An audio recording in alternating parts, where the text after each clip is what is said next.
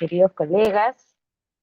Ya estamos en nuestro quinto programa ya, en nuestro quinto programa y vamos a hablar el día de hoy de informes periódicos de seguridad. Sean bienvenidos todos a esta transmisión en vivo.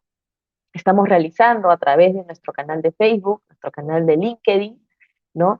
Presentándoles nuevamente un nuevo capítulo de nuestros Digitalks, donde vamos a hablar de distintos temas de farmacovigilancia, de tecnovigilancia, con personas, con profesionales destacados en el rubro, destacados en las diferentes tareas, diferentes actividades que desempeñamos los farmacovigilantes, dispuestos a brindar su experiencia, dispuestos a compartir con ustedes los tips, ¿no? Los tips, las diferentes formas de trabajo y por supuesto también cómo se han ido desarrollando en el área, para que muchos de ustedes puedan incursionar esta área, adquirir experiencia y por supuesto desempeñarse adecuadamente en su rol, ¿sí?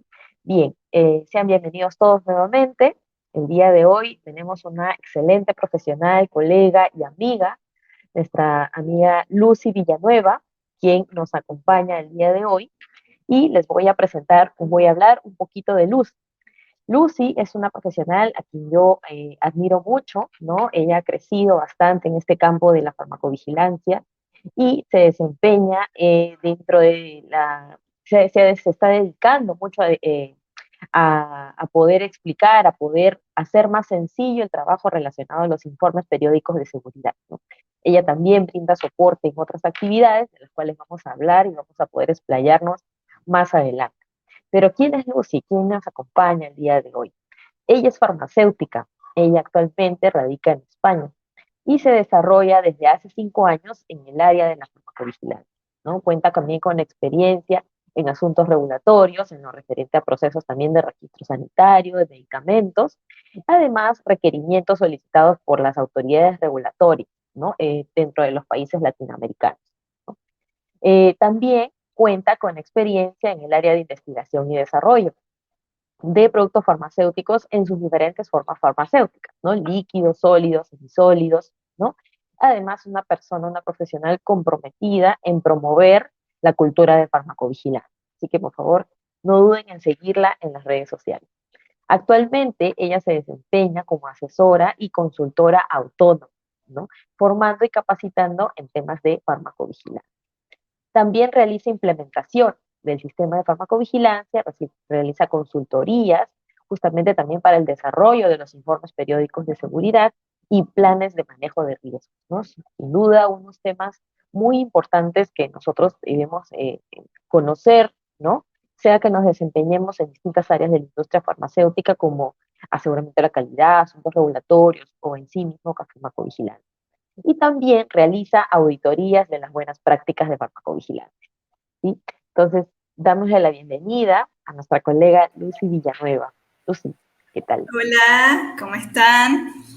¿Qué tal, Lucy? Gusto ¿Todo tenerte con bien? nosotros. Igualmente, de estar aquí, de tu invitación en el Wikitalk. Muchas gracias, Lucy, por acompañarnos. Y bueno, el día de hoy, colegas, como habíamos estado conversando, vamos a hablar del impacto de los informes periódicos de seguridad, ¿sí? En Latinoamérica, ¿no? Es un tema ahora que todos debemos conocer, en que Lucy justamente puede brindarnos y compartirnos mucho de sus conocimientos, y sobre todo, qué tanto debemos conocer ahora como farmacovigilantes, ¿no? Si de repente nos estamos desempeñando como responsables de farmacovigilancia, pues definitivamente es una obligación conocer de estos temas. Además, si nosotros nos desempeñamos como directores técnicos dentro de la industria farmacéutica, droguerías, laboratorios, almacenes, también, ¿no?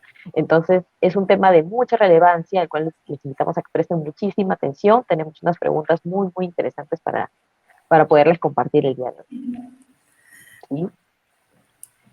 Lucy, Claro vamos a que empezar sí. con sí, Lucy, vamos a empezar con una gran pregunta que nos vaya a permitir también conocerte un poco más, para que los colegas también puedan conocer un poquito más de ti. Cuéntanos cómo así te dedicas al área de farmacovigilancia y en especial ahora de lo que respecta a informes periódicos de seguridad. Bueno, eso es una historia, mira, trasciende, o sea, empieza, mejor dicho, desde que yo hice un curso de bioética. Yo siempre me he estado como yendo por este camino, me gusta, yo he estado por varias áreas.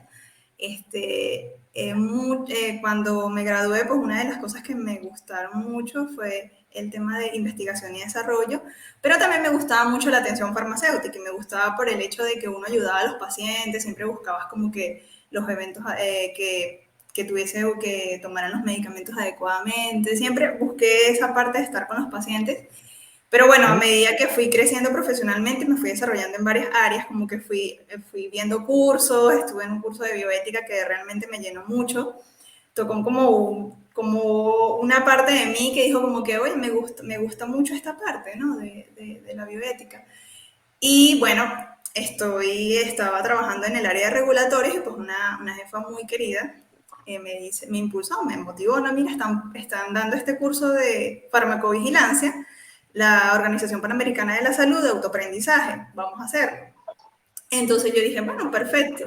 Lo hice con ella y junto con otro amigo, compañero de trabajo, y bueno, ahí comenzó todo. Ahí comenzó todo, dije, wow, me encanta el objetivo, me encanta lo que quiere, lo que buscan, me gustan mucho las actividades. Y pues a partir de allí comenzó todo. A partir de allí empecé a estudiar por mi cuenta, estuve en varios cursos de farmacovigilancia y bueno,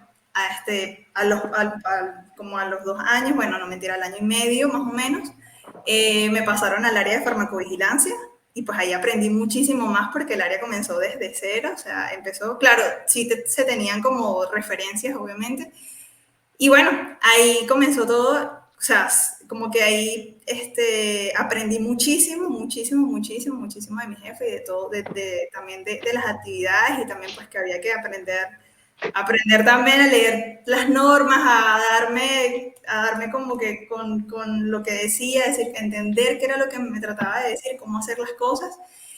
Y bueno, después, pues ya tenía visto un curso de experto que daban aquí en la Universidad de Alcalá de Henares y pues cuando lo hice, hace poco lo terminé, dije, ok, yo me quiero dedicar a esto definitivamente.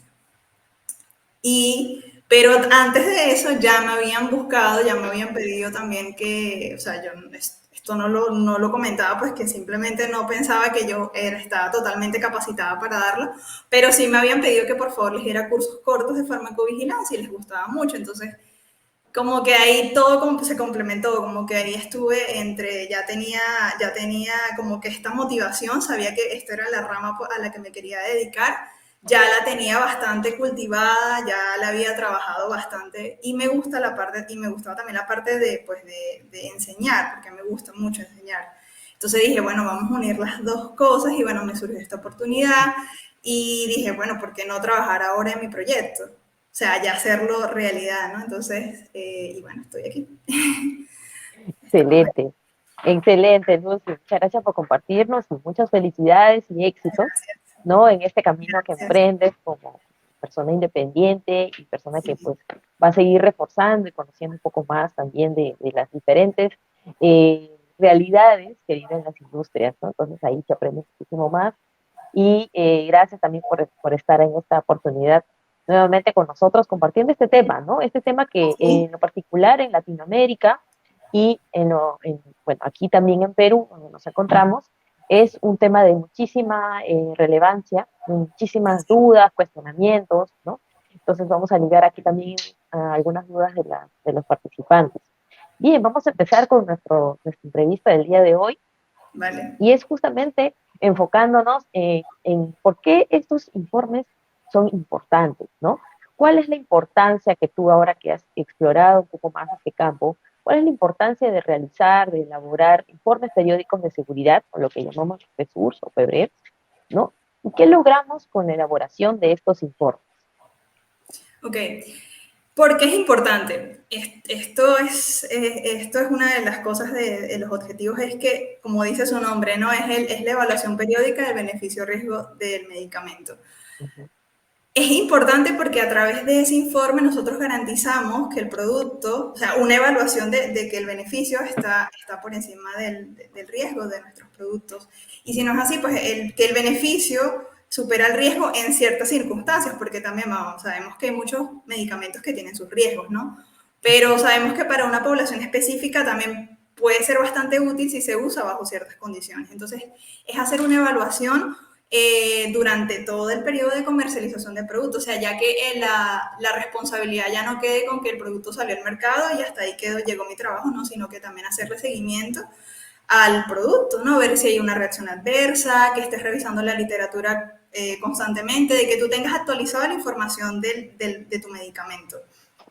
Y sobre todo si es nuevo, ¿no? Porque si ya son medicamentos viejos que ya tienen bastante tiempo en el mercado, ya tienen más de 10 años, capaz hay una seguridad un poquito más ya conocida. Sin embargo, debemos todavía hacerle este seguimiento porque, Ujú. vamos, o sea, tenemos por ejemplo el ejemplo de la ranitidina y las nitrosaminas, o sea, tenemos la ranitidina que tiene muchísimos años en el mercado y pues surgió esta impureza y pues así surge, o sea, siempre hay que estar haciéndole un seguimiento a esto y la segunda pregunta, ¿me la puedes repetir, por favor?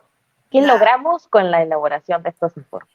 ¿Qué logramos transmitirle? Primero, o sea, el objetivo también de hacer esta evaluación es entregarle a la autoridad, ¿sí? A la Ujú. autoridad un informe de calidad, porque yo digo que estos informes tienen que ser bastante completos y de Ujú. calidad con información bastante actualizada y lo más honesta posible. ¿Para qué? Para que la autoridad también tenga ese informe y pueda capaz hacer una estimación, capaz la detección de una señal, la detección de un riesgo. Ujú. Y esto no solo se queda aquí en la autoridad, sino que también sube. Sí, porque ya vamos, o sea, la autoridad regulatoria recibe estos informes y ella lo que hace es estimar un riesgo. Nosotros tenemos, por ejemplo, tenemos dos reportes de un producto y vemos que sí, cumple con los criterios, pero decimos, bueno, no representa una señal en sí. Entonces, pero ¿qué pasa si otras empresas que tienen el mismo producto empiezan a transmitir más eventos adversos? Pues ya podría ser una posible señal y así un posible riesgo. Y no solo eso, si también si pues se determina que que este es un posible riesgo, una posible eh, alerta, pues esto también se suma a Uppsala, ¿sí? Al centro de monitoreo de Uppsala, de la organización, del centro de monitoreo que ayuda a la OMS, ¿no? En cuanto a las tareas de farmacovigilancia, estimar también qué tanto es este riesgo a nivel mundial, darle datos también a las autoridades regulatorias. O sea, nosotros no solamente que transmitimos información Ujú. de nuestro producto y ahí se queda, no, esa información sigue subiendo, sigue subiendo, sigue subiendo hasta que llega al mayor que es la OMS, que busca que siempre pues contemos con medicamentos, o que el paciente consuma medicamentos de manera que la efectividad de pues sea comprobada, sea sustentable, sea honesta y su riesgo pues sea controlado, ¿no? Se tenga medidas, se conozcan medidas de minimización de riesgo. Excelente, entonces sí, has mencionado muchos puntos claves que son importantes y resalto mucho lo que has mencionado, que es justamente mantener actualizado, ¿no? La información del balance beneficio-riesgo de los productos, ¿no?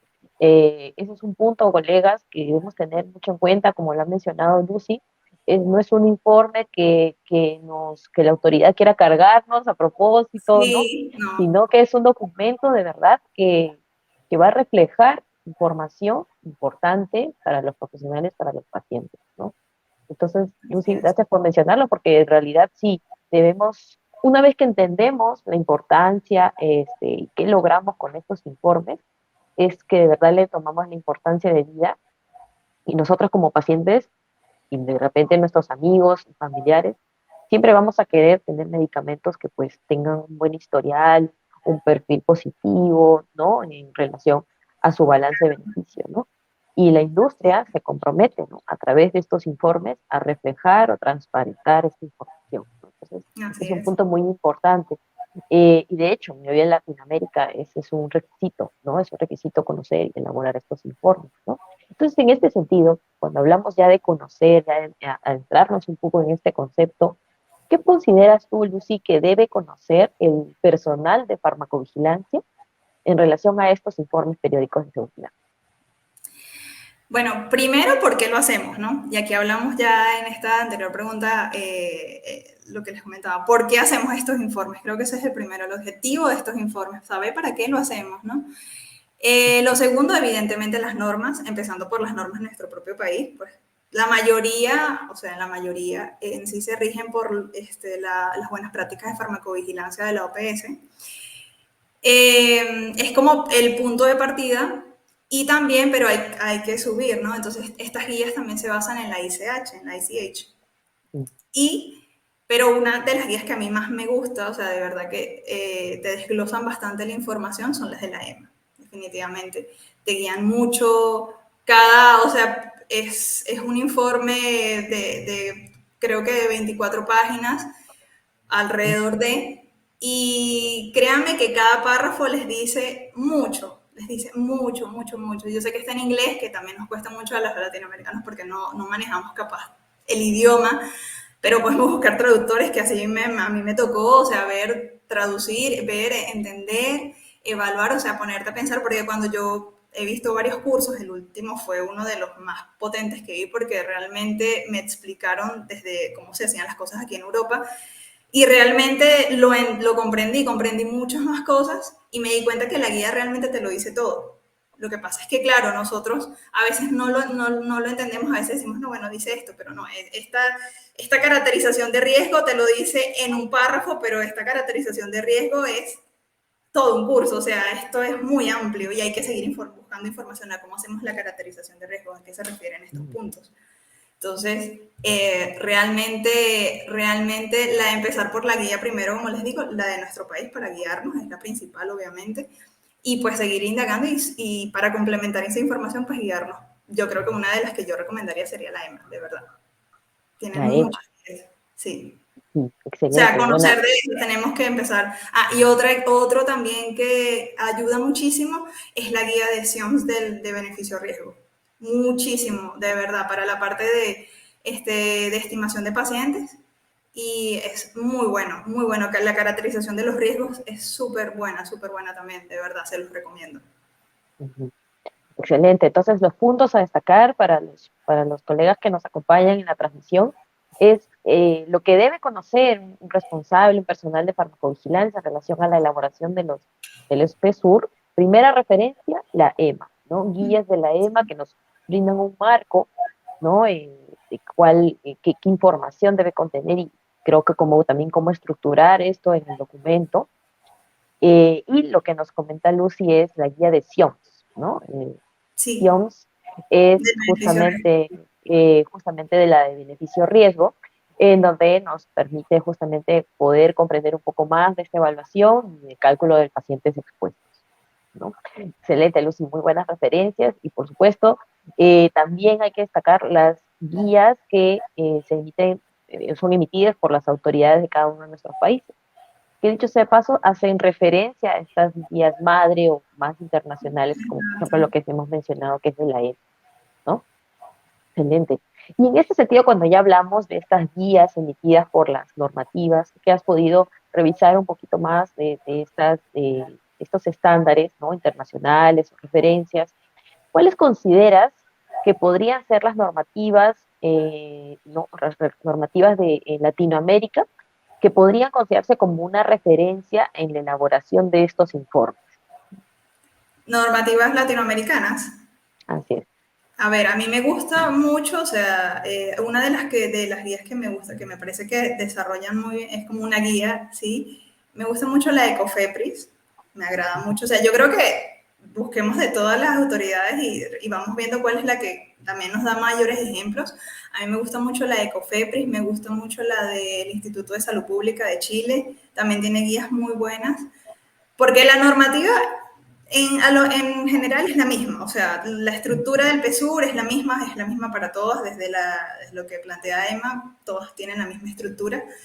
Eh, pero en Latinoamérica me agrada mucho la de COFEPRIS y la de Chile, me agrada bastante. También dije, mi tiene varios puntos que me gustaron mucho. También me leí el manual de buenas prácticas de farmacovigilancia. De verdad que es bastante bueno.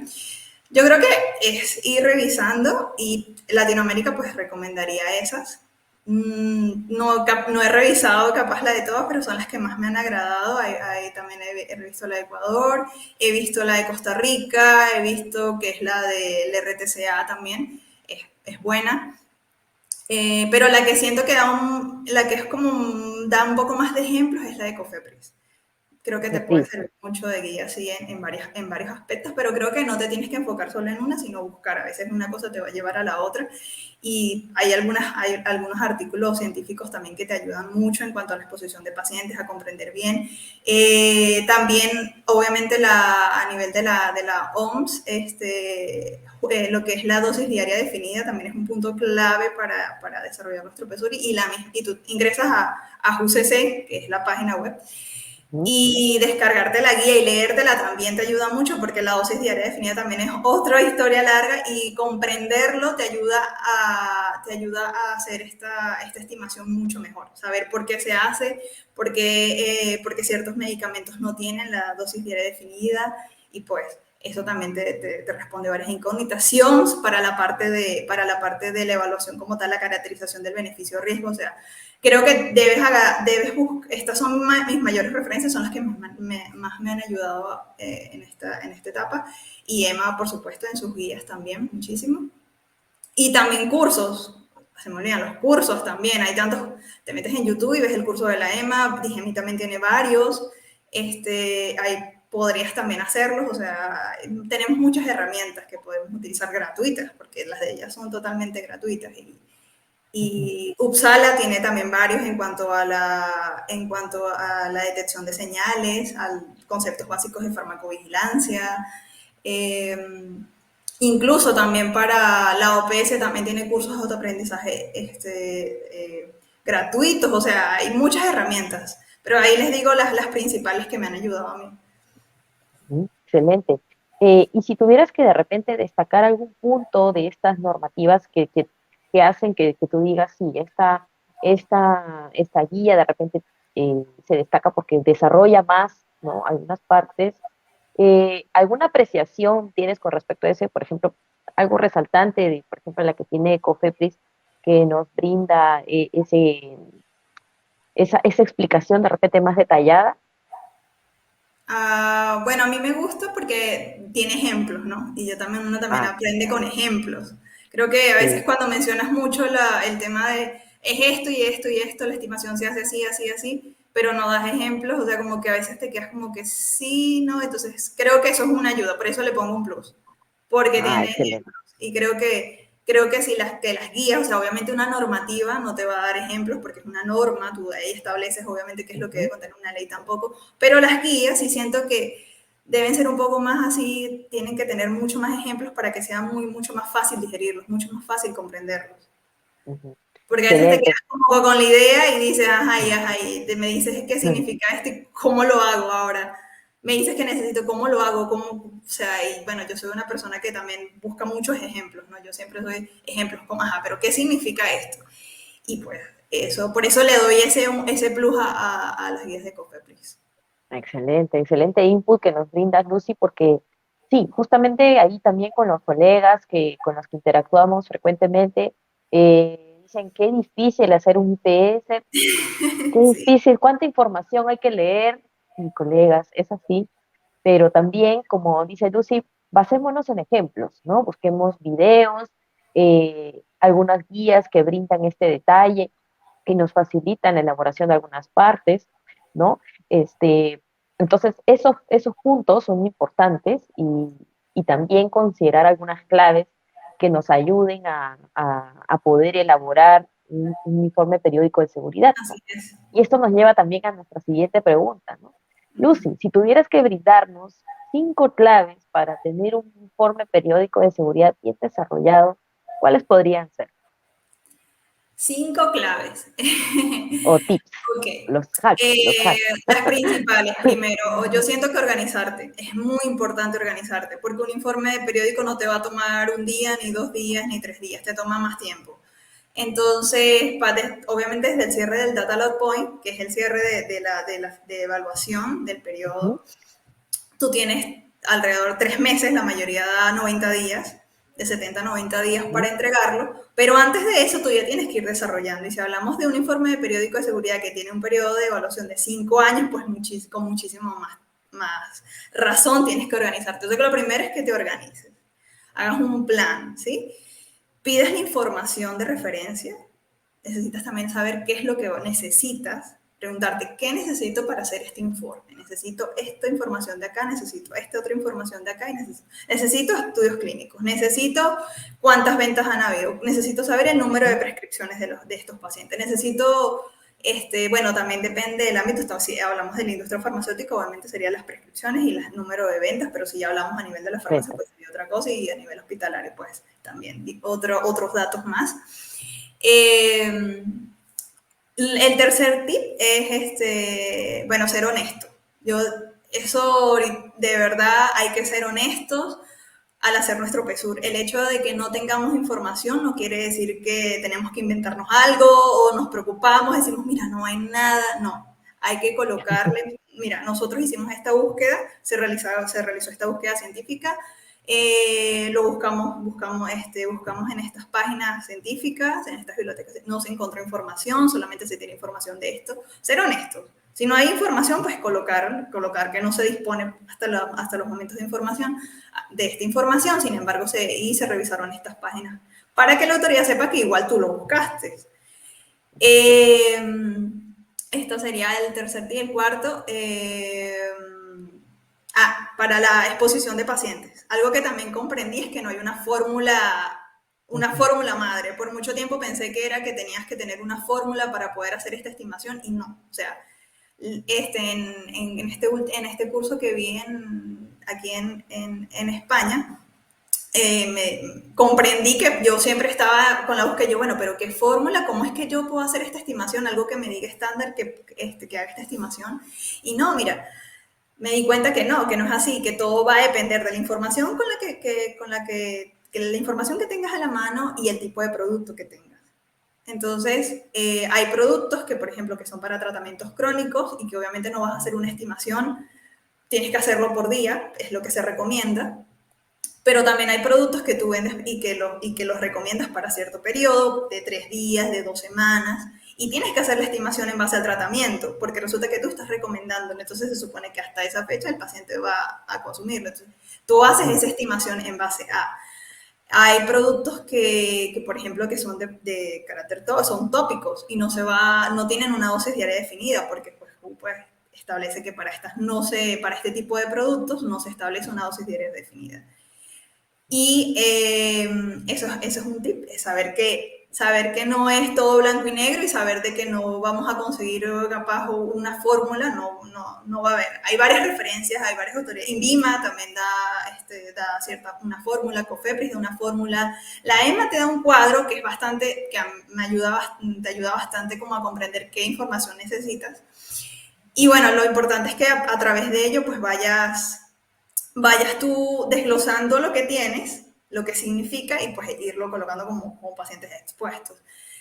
Ir estimándolo, mejor dicho, como pacientes expuestos. Otro punto es que se lean la guía de la guía de WHO, de la dosis diaria definida. Es súper importante porque ayuda a saber qué hacer cuando es un feed drug combination, cuando tenemos más de 2 activos en un producto, qué significa una unidad de dosificación para saber cuáles son las estimaciones que debemos hacer. Cuando la dosis diaria definida, cuando no se establece una dosis diaria definida, cuando sí, cuando se trata de antiinfecciosos también tienen bastante información de cómo se debe estimar. Entonces, esas serían mis recomendaciones. Excelente, y seguramente hay muchísimas más, pero Lucy nos ha dado Sí, las o sea, precisas, esas sí, las pero como que precisas. son las primeras porque son las que más. Una última. También es hacer una estrategia de búsqueda de información científica. Es muy importante a saber dónde buscarla, cómo filtrarla, nos ayuda, nos quita tiempo, no porque pongamos las ayudas, las herramientas de las palabras, los códigos booleanos nos ayudan mucho en la búsqueda científica y pues podemos ahí filtrar mucha más información que no vamos a necesitar y que realmente se busque en la página pues lo que necesitamos, ¿no? Entonces, Ujú.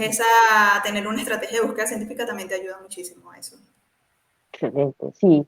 De hecho, queridos colegas, una de las preparación que tenemos que tener antes de poder elaborar un IPS es cómo realizar una búsqueda de información científica. Eso nos ayuda a tener bases, las bases bien puestas para poder establecer una búsqueda y hacerla bien, ¿no? Porque si Así todo se es. basa en búsqueda de información, Sí, somos unos detectives son los detectives. de Exacto. búsqueda científica, sí. Y entonces, muchas gracias, Lucy, por esos puntos claves, ¿no? Y, por ejemplo, cuando ya estamos elaborando el informe periódico de seguridad, he visto en las normativas que se menciona, ¿no? Siempre el informe periódico de seguridad se elabora por activo, ¿no? Por activo farmacéutico. No se elabora por producto farmacéutico, por registro sanitario, ni por fabricante, ni por forma farmacéutica. En tu experiencia, ¿has visto casos en los que sí tengamos que, por ejemplo, considerar más de un informe periódico de seguridad por un mismo activo? A ver, ¿Qué nos puedes brindar? sí, bueno, en mi caso, pues sí, este punto es importante. También lo comprendí cuando lo estudié, de que realmente no es que se debe hacer un IPS por cada producto farmacéutico, ¿ok? ¿Por qué? Ujú, Porque estamos repitiendo información. O sea, en un IPS lo que se prefiere es que un PSUR tenga la evaluación del beneficio-riesgo de todas las formas farmacéuticas, de todas las presentaciones, mejor dicho, del producto. Sin embargo, pueden haber justificaciones en las cuales tú puedas hacer más de un PSUR. ujú, ¿Y cuáles son? Cuando en tu producto, o sea, del mismo activo, en diferentes formas farmacéuticas, obviamente diferentes vías de administración, van a tener diferentes indicaciones y diferentes riesgos. No es lo mismo una crema tópica que tenga una acción local a una ampolla intravenosa. ujú, Entonces, evidentemente son diferentes los riesgos. Entonces, al ser diferentes los riesgos, diferente la caracterización de esto, la estimación, entonces podría justificarse allí el hecho de tener dos PSUR, si así lo consideras. ujú, Entonces, allí es donde yo justificaría se podría justificar, ¿no? Que dividieras el PSUR. Sin embargo, lo que se prefiere, o sea, es que un PSUR tenga todas las presentaciones. Eso obviamente optimiza el tiempo de la autoridad. La autoridad ya no tiene que leer 10 informes periódicos de seguridad con la misma información repetida, o sea, no ujú, es, realmente no es lo más. Nosotros queremos es facilitarle el trabajo a la autoridad también para que haga esta información, porque no solamente somos nosotros, son muchos fabricantes, muchos TRS, titulares de registro sanitario, que están enviando sus PSUR. Entonces lo que queremos es optimizarle el tiempo a la autoridad y resumírselo. Mira, aquí está. Tengo 5 presentaciones, así tengan diferentes fechas de registro sanitario, porque a veces también esto a veces trae incógnitas de que tengo esta fecha de registro sanitario y lo tengo desde hace 10 años y ahorita saqué nuevas presentaciones. Entonces, no, lo que hace simplemente es incluirlo y decir que estás en este caso evaluando este producto. Sin embargo, pues ya tienes este producto, ya este activo se registró en tal fecha. Entonces, simplemente es ujú, actualizándolo y pues ir haciendo la evaluación igual en el periodo, pero reportándolo en un solo informe. ujú, ujú. Excelente. Entonces, digamos que el factor diferenciador sería los riesgos, ¿no? Los Sí, riesgos los que nos pueden permitir dividir un informe periódico de seguridad para un mismo activo. claro, porque igual tú te basas en el PMR también, Ujú, entonces ya la caracterización de los riesgos es ya un punto bastante álgido, bastante importante y que también pues es también bastante amplio, entonces tenerlo todo en uno solo capaz ahí sí puede ser un poco más complejo. excelente, Lucy. Muchas gracias. Luego tenemos una siguiente pregunta, que es, qué consideraciones en relación a los pacientes expuestos, qué consideraciones podemos tener en cuenta para realizar el cálculo de los pacientes expuestos, ¿no? Consideraciones en general, porque sabemos que hay muchas fórmulas, de qué puntos debemos tomar en cuenta para poder establecer estos cálculos. Ok, ¿qué debemos tener en cuenta? Primero, pues, tener el número, primero tener la DDC, saber bien la dosis diaria definida, mejor dicho, saber conocerla, saber si tiene o no tiene, también tener el número de ventas es muy importante y las presentaciones del producto, ¿no? Porque a veces hay diferentes presentaciones de una misma forma farmacéutica, entonces es importante tener cuáles son. También tener el número de ventas de estos productos por concentración, ¿ok? por concentración. Y también tener muy claro la indicación, ¿sí? Porque nosotros no es que hacemos una fórmula y ya se quedó ahí la fórmula. No, vemos la indicación y en la recomendación de uso del medicamento. ¿Cuál es el uso? ¿Cómo se usa el medicamento? ¿Por qué? Porque en base a eso vamos a hacer la estimación. Si es un producto que tiene la recomendación de si se utiliza, por ejemplo, solo por 3 días y luego se recomienda que este cambie a, por ejemplo, otra forma farmacéutica, capaz empiezas con una forma farmacéutica inyectable y cambias y recomiendas que pase a comprimidos, pues saber, ¿no? Que va a ser por 3 días y decirlo, ¿no? Esta estimación se hace basado en el tratamiento de emergencia de tal indicación y luego para continuar el tratamiento se recomienda utilizar esta otra presentación de producto para minimización de riesgo. Entonces, es muy importante saber nuestro producto, conocerlo, realmente ver si tiene un tiempo determinado, una recomendación de tratamiento. Y pues en base a eso, pues utilizar nuestras presentaciones, nuestro número de ventas y la dosis diaria definida. Ahora, si tenemos otro dato, que es el de número de prescripciones, pues también aquí le dejo otro dato, que hay que hacer 2 cuadros. O sea, lo que se recomienda es que se hagan 2 cuadros para hacer la estimación. También puedes plantear hipótesis incluso, porque si hay una diferencia entre uno y otro, puedes decir, mira, aquí los pacientes, por ejemplo, en el caso de que haya más pacientes expuestos, que se estimen por número de ventas que por número de prescripciones, pues ahí podemos hablar de una hipótesis, porque aquí son hipótesis, de que el producto se está vendiendo sin prescripción médica, en el caso de que el producto sea por prescripción médica, obviamente, si tiene récipe por prescripción médica. Y, y, por ejemplo, si pasa lo contrario, podemos hablar de que el paciente no está consumiendo el medicamento, entonces el paciente no está atendiendo la terapia realmente. Entonces son hipótesis que se pueden plantear. Entonces, como te digo, nada es blanco y negro, hay que saber bien nuestro producto y todo se va a adecuar al producto que tengamos, si es un antiinfeccioso, si es un producto utilizado para cierta patología crónica, incluso si es utilizado para los que se llaman estos medicamentos huérfanos, que son para enfermedades que realmente pocas personas tienen también. Eso también es importante tomarlo en cuenta. Exacto, exacto. Y también creo que también hay que tomar en cuenta la forma farmacéutica, ¿no? Si Sí, es por de supuesto. gotas, si es Sí, cremas, si ajá, son... porque si por ejemplo hablamos de gotas, de cremas, ahí hay que hacer lo que recomienda la OMS es que la estimación se haga por gramos, ¿sí? Es lo que se recomienda. Entonces también eso, no haces ninguna división, sino simplemente lo haces por cantidad de gramos del producto. Excelente, excelente, Lucy. Sin duda son muchas consideraciones a tomar en cuenta para los que de repente en algún momento dijimos, acá encontré una fórmula de pacientes expuestos en esta guía, me aplica Esta para es todo. mi, esta es mi fórmula, ya la encontré, ¿no? Ajá. Y en realidad hay muchas consideraciones, muchas hipótesis, como menciona Lucy, que hay que explicar, porque dentro de un informe tenemos que justificar la fórmula que se ha empleado, ¿no? Cómo se ha Eso es hecho lo el que cálculo y las consideraciones, ¿no? Entonces, colegas, sí, definitivamente hay que tomar en cuenta estos puntos para poder reflejar una cantidad que por más que sea estimada, que se acerque lo más posible también a lo real, ¿no? A lo real, así es. tomando esto en cuenta estos puntos, ¿no? Bien, ¿y dónde podríamos, por ejemplo, ya hablando entrando un poco ya a la parte del informe periódico de seguridad y su propósito, que es el de reflejar el perfil de seguridad, dónde podemos evidenciar o cómo podríamos evidenciar la actualización de este perfil de seguridad en un informe periódico de seguridad? A ver, depende, por ejemplo, si ya depende, ¿no? Del tipo de seguridad. Si, por ejemplo, es un producto, hablamos de un ejemplo del tratamiento del COVID.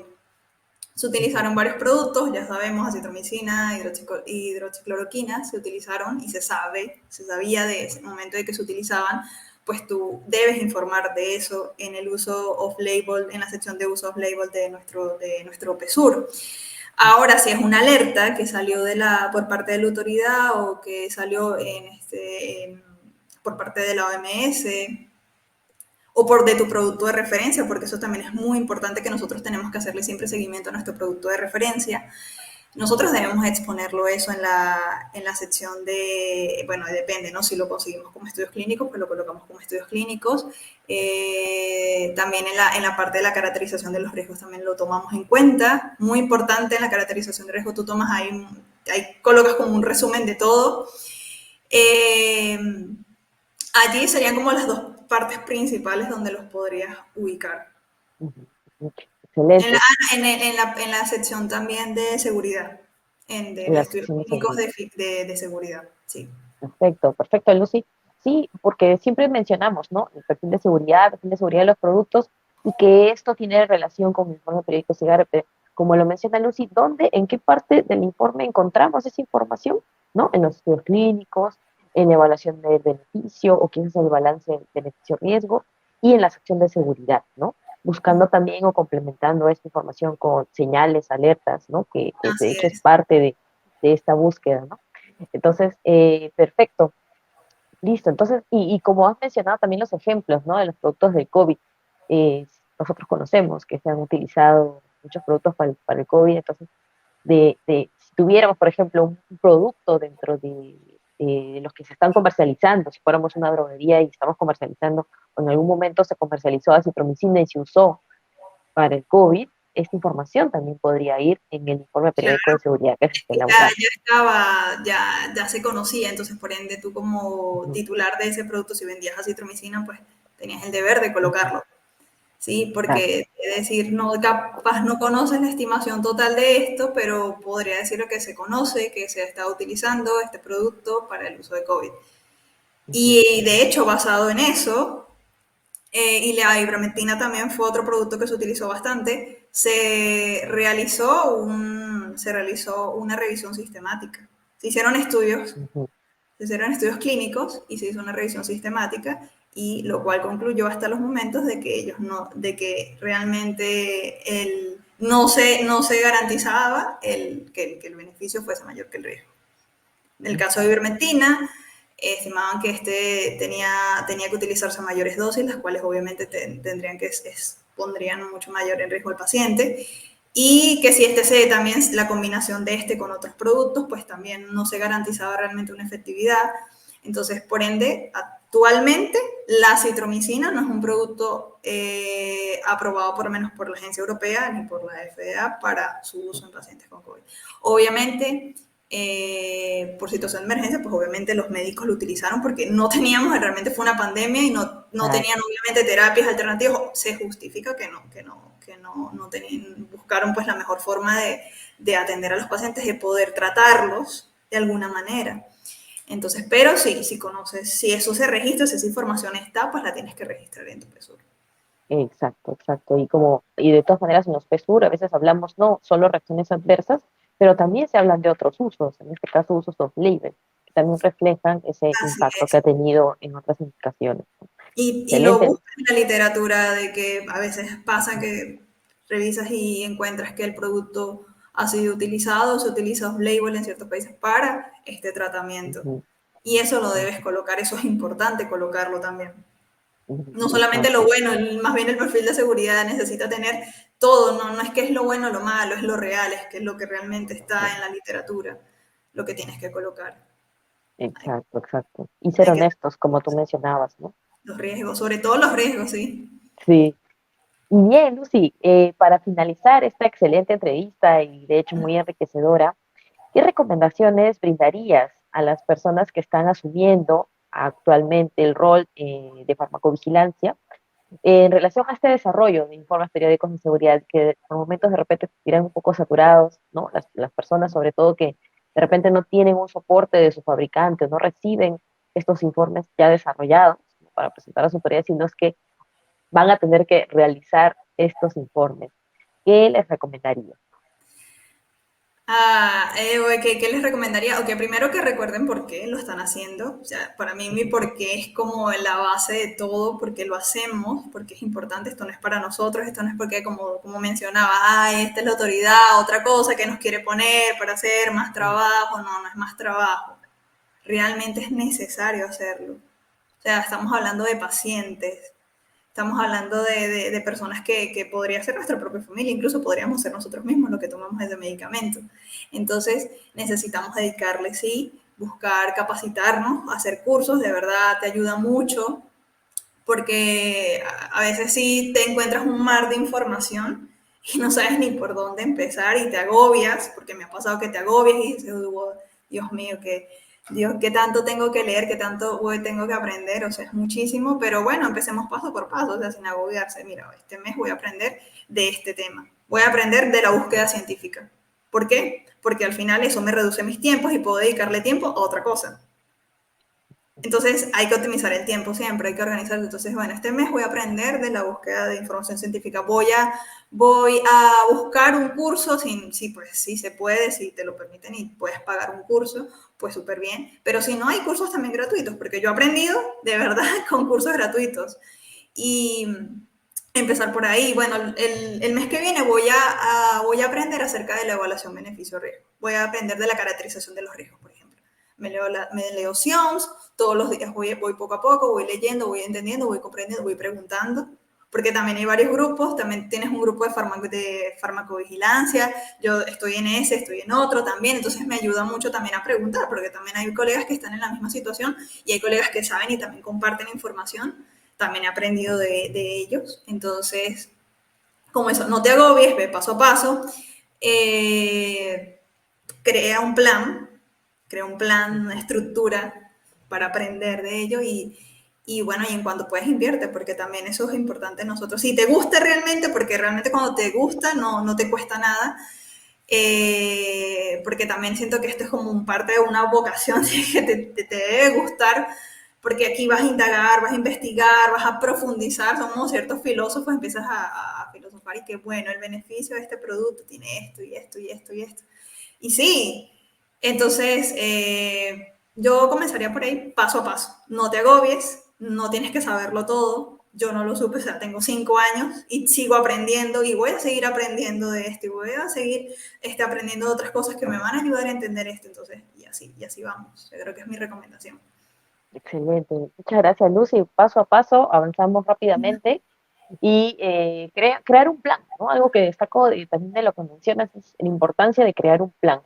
No significa que ahorita tengamos que hacerlos todos, ¿no? También hay que calcular los periodos, ¿no? Y eso Sí, nos ayuda a enfocarnos, ¿no? En los periodos de los que corresponde tener los PESUR en primera instancia, por decirlo así. También de repente, si desean, pueden priorizar, ¿no? Algo que podría agregar de repente a tus recomendaciones, priorizar por nivel de criticidad de así productos, es. priorizar a los comercializados versus los no comercializados, y así Exacto. vamos avanzando. Excelente, Lucy. Muchas gracias y vamos a pasar a las preguntas que tenemos A ver, de nuestra charla del día de hoy. Aquí a tenemos a ver. Paola. Paola nos hace una pregunta. Dice, pregunta que viene para la farmacovigilancia, en temas de PSUR.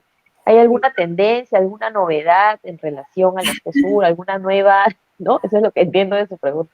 ¿Alguna novedad en relación a normativas, quizás, o nuevos requerimientos que conozcas actualmente? Actualmente no he visto, bueno, creo que lo que se viene son más personas que están capacitando en esto porque ya Ujú, me sigo a sí. varios pues creo que hay muchos colegas que están en esto inmersos en este tema. Yo creo que lo que se viene a nivel, en temas de PSUR es que, bueno, que ya cada vez hay más personas que están haciéndolo y que están aprendiendo. O sea, creo que antes no sabían nada, o sea, tú empiezas desde cero, pero ahora sí ya hay más preguntas, ahorita ya sé, ¿qué hago con este caso? ¿Y qué hago con este caso? ¿Y qué hago con este caso? Entonces yo creo que lo que se viene es que va a haber muchos profesionales más preparados en el tema Ujú, de PSUR. ujú, O sea, eso es lo que viene. ujú. Excelente. Sí, y para complementar de repente que ahora es más exigente que antes, ¿no? Este tema. Las autoridades ahora están haciendo inspecciones, están evaluando Así es. estos A documentos, nivel ¿no? regulatorio, claro, a nivel Sí o sí, normativo, tenemos que saber. así es. Exacto. Bien. ¿Cuál es la siguiente pregunta? A ver, ¿qué tenemos? Acá tenemos una pregunta de Ronald. Ronald, bienvenido, bienvenido. Pregunta es, en caso de encontrar un cambio en el perfil riesgo-beneficio de un PS, ¿Qué actividades sugieres serían como buenas prácticas para los ojos de la autoridad sanitaria? Para Excelente pregunta, Ronald. orientar. Muchas gracias. Sí, bastante, bastante profunda, porque fíjate que aquí estás uniendo varias cosas. ¿Ok? El PSUR va de la mano con el plan de manejo de riesgos. ¿Ok? Ujú, Van de la mano. En teoría, o sea, el deber ser es que tú entregues el PMR cuando estás haciendo cuando presentas la solicitud de registro sanitario, ¿ok? Y ahí se sabe que tú tienes determinados los riesgos, cuáles son las medidas de minimización de riesgo que aplican para este. Ahora, si cambiara nuestro perfil de beneficio-riesgo de nuestro IPS, o sea, por ejemplo, encontramos un riesgo, una posible alerta, pues esta hay que evaluarla. Esto ya viene, ya sería el sistema, ya comenzaría a actuar el sistema de gestión de riesgo. ¿Ok? De nuestra empresa, los que están encargados. A veces somos nosotros mismos porque a veces hacemos de todo y estamos allí, pues ahí ya aplicarías lo que tal, como aplicarías como tal las actividades de gestión de riesgo. Ver bien ver la evaluación de primero la detección, ¿no? Si ya la detectaste, ver bien que esta sea posible, probable. De hecho, estamos viendo ahorita un curso de señales con nuestro amigo Josué, que habla de ese tema. Entonces, tú activas lo que es la identificación, activas la evaluación, activas la validación de estos datos y la priorización, mejor dicho, de esta información. Y ya si ves que esto ya implica una señal, una posible señal, un posible riesgo, ¿no? Bueno, si ya esta señal ya está confirmada, ya está validada y luego la autoridad la confirma, porque aquí también trabajas de la mano con la autoridad, ¿no? Todo ujú, esto va unado. Y tienes que ver el alcance de, por ejemplo, qué actividades de minimización de riesgo tú sugerirías para, para ese riesgo, ¿no? Estas actividades depende, ¿no? Depende de cuáles sean. Si es una señal que debe comprobarse, posiblemente necesites hacer actividades adicionales que implican estudios epidemiológicos. Capaz la autoridad te diga, mira, necesito que hagas un estudio epidemiológico ahora. Si son dentro, algunas señales también ya se tienen medidas de minimización de riesgo capaz.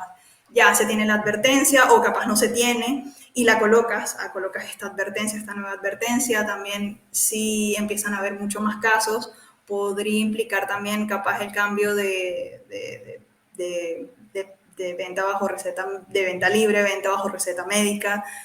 O si, por ejemplo, ya se sabe de la seguridad del producto y que el producto no ha generado ninguna reacción adversa o una información de seguridad importante pues, de tu producto y se considera que es seguro en este tipo de pacientes, en pacientes mayores a 12 años, tiene un amplio perfil terapéutico, también podrías decir, mira, quiero, en base a esto, este riesgo ya está controlado y por ende yo quiero pasar mi producto a venta libre. Obviamente también hay autoridades que establecen un listado para activos para que estos sean de venta libre. Entonces, cuando tengas un cambio en el perfil de riesgo-beneficio, tienes que activar lo que es el sistema de gestión de riesgo. Ok, ujú, y en base a esa evaluación, pues ya hacer las conclusiones, ¿no? Si cambio de la etiqueta, a veces también puede ser cambio en el envase también, o sea, también puede ser que ha habido sobredosificación, capaz aplicas, quieres incluir una medida de dosificación que minimice este riesgo, entonces eso todo depende del tipo del cambio que hayas detectado. exacto, exacto. Muy buenas recomendaciones, Lucy. De hecho, sí, ¿no? Como vemos, también conocemos, el IPS se relaciona mucho con el plan de gestión de Sí, riesgo. totalmente. De hecho, en una parte, cuando es la caracterización de riesgo, nos basamos mucho en lo que es el PMR. Exacto. Entonces, eh, es justamente si comprobamos que hay una variación, ¿no? Como menciona Lucy, un cambio en el perfil de seguridad, pues nos enfocamos en minimizar esos riesgos, ¿no?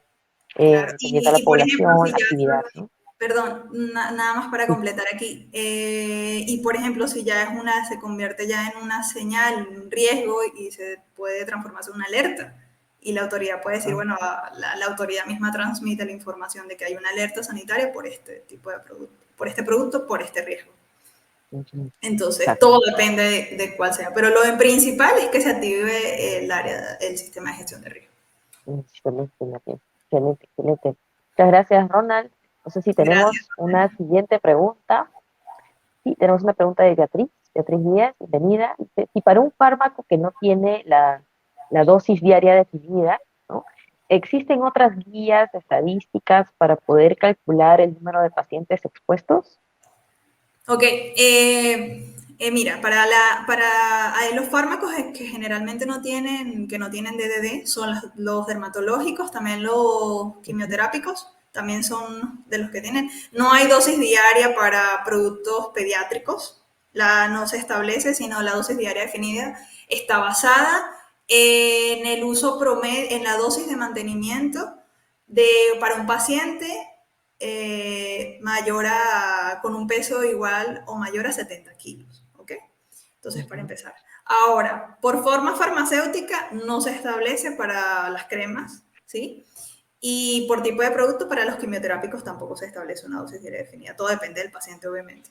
Entonces, yo sugiero que dependiendo del tipo de fármaco, por ejemplo, si es una crema, pues ella sugiere, si tú colocas la forma farmacéutica y tú igual la buscas, por ejemplo, aciclovir, te va a salir la forma farmacéutica en crema y te va a salir dosis diarias, no te va a salir nada en esa parte. Pero te dice arriba que si se recomienda que se realice la estimación por gramos, en ese caso. Entonces lo que hace es hacer la estimación por gramos de tu Ujú. producto. Si hablamos de quimioterápicos, entonces allí es un poco más complejo, ahí sí es por paciente. Hay ciertos, hay ciertos estudios, publicaciones científicas que ayudan mucho.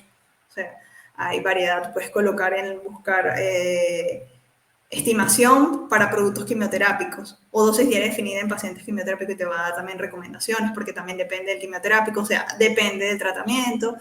Entonces, es como variable, pero sí te recomiendo que en el caso de que sean cremas, pues que lo hagas por gramos y si es un producto particular como un quimioterápico, ya lo veas ya por producto, trates de buscar la dosis diaria ya a través de una publicación científica que definitivamente nos ayuda muchísimo en esto también.